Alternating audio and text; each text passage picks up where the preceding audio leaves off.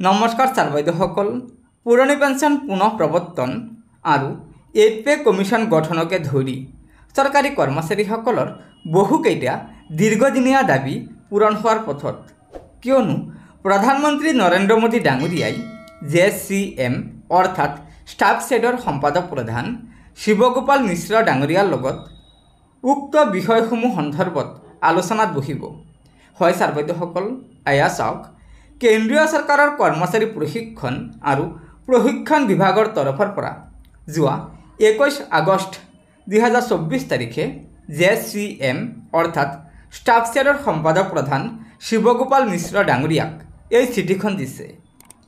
এই চিঠিখনৰ বিষয় আছে চাব, ৰাষ্ট্ৰীয় পৰিষদ ষ্টাফ ছেডৰ অৰ্থাৎ JCMৰ সদস্যসকলৰ সৈতে মাননীয় প্ৰধানমন্ত্ৰী ডাঙৰীয়াৰ বৈঠক আৰু এই আলোচনা 24 আগষ্ট 2024 তাৰিখে অৰ্থাৎ অহাকালি অনুষ্ঠিত হ'ব, যাৰ কাৰণে ষ্টাফ ছেডৰ কোন কোন সদস্য উক্ত আলোচনাত উপস্থিত থাকিব তাৰ তালিকা বিচাৰিছে বিভাগীয়ভাৱে।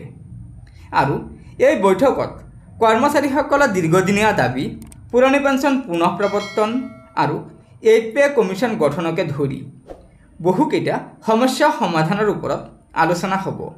গতিকে ছাৰ বাইদেউসকল, আশা কৰা হৈছে যে অহাকালিৰ বৈঠকত প্ৰধানমন্ত্ৰী ডাঙৰীয়াই চৰকাৰী কৰ্মচাৰী সমাজৰ দীৰ্ঘদিনীয়া দাবী OPS অৰ্থাৎ পুৰণি পেঞ্চন পুনঃ প্ৰৱৰ্তন আৰু 8 পে কমিশ্যন গঠনৰ ওপৰত দুটা অত্যন্ত সুখবৰ দিয়াৰ পূৰ্ণ সম্ভাৱনা আছে।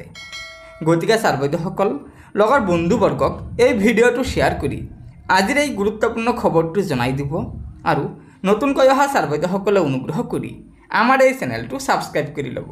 ধন্যবাদ।